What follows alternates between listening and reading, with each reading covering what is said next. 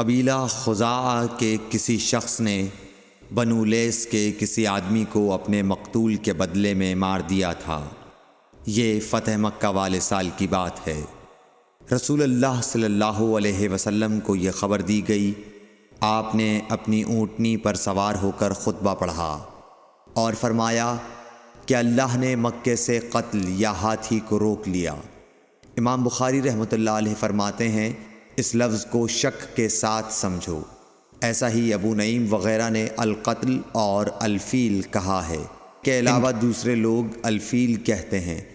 پھر رسول اللہ صلی اللہ علیہ وسلم نے فرمایا کہ اللہ نے ان پر اپنے رسول اور مسلمانوں کو غالب کر دیا، اور سمجھ لو کہ وہ مکہ کسی کے لیے حلال نہیں ہوا، نہ مجھ سے پہلے اور نہ آئندہ کبھی ہوگا، اور میرے لیے بھی صرف دن کے تھوڑے سے حصے کے لیے حلال کر دیا گیا تھا۔ سن لو کہ وہ اس وقت حرام ہے، نہ اس کا کوئی کانٹا توڑا جائے نہ اس کے درخت کاٹے جائیں، اور اس کی گری پڑی چیزیں بھی وہی اٹھائے جس کا منشا یہ ہو کہ وہ اس شے کا تعارف کرا دے گا۔ تو اگر کوئی شخص مارا جائے تو اس کے عزیزوں کو اختیار ہے دو باتوں کا، یا دیت لیں یا بدلہ۔ اتنے میں ایک یمنی آدمی ابو شاہ نامی آیا اور کہنے لگا یہ مسائل میرے لیے لکھوا دیجئے۔ تب آپ نے فرمایا کہ ابو فلاں کے لیے یہ مسائل لکھ دو۔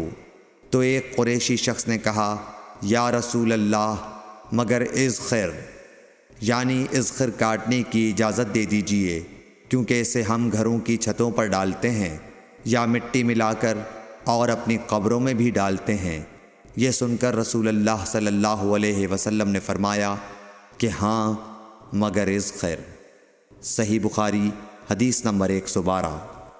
وہب بن منبہ کے بھائی کہتے ہیں کہ میں نے حضرت ابو ہریرہ رضی اللہ تعالی عنہ کو کہتے ہوئے سنا کہ رسول اللہ صلی اللہ علیہ وسلم کے صحابہ میں عبداللہ بن عمر رضی اللہ عنہ کے علاوہ مجھ سے زیادہ کوئی حدیث بیان کرنے والا نہیں تھا، مگر وہ لکھ لیا کرتے تھے اور میں لکھتا نہیں تھا۔ صحیح بخاری حدیث نمبر 113۔ جب نبی اکرم صلی اللہ علیہ وسلم کے مرض میں شدت ہو گئی تو آپ صلی اللہ علیہ وسلم نے فرمایا کہ میرے پاس سامان کتابت لاؤ تاکہ تمہارے لیے ایک تحریر لکھ دوں، تاکہ بعد میں تم گمراہ نہ ہو سکو۔ اس پر حضرت عمر رضی اللہ عنہ نے لوگوں سے کہا کہ اس وقت آپ صلی اللہ علیہ وسلم پر تکلیف کا غلبہ ہے اور ہمارے پاس اللہ کی کتاب قرآن موجود ہے جو ہمیں ہدایت کے لیے کافی ہے۔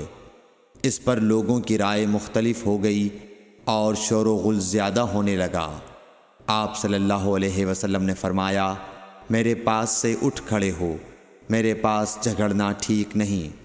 اس پر ابن عباس رضی اللہ عنہ یہ کہتے ہوئے نکل گئے کہ بے شک مصیبت بڑی سخت مصیبت ہے، وہ چیز جو ہمارے اور رسول کے اور آپ کی تحریر کے درمیان حائل ہو گئی۔ صحیح بخاری حدیث نمبر 114۔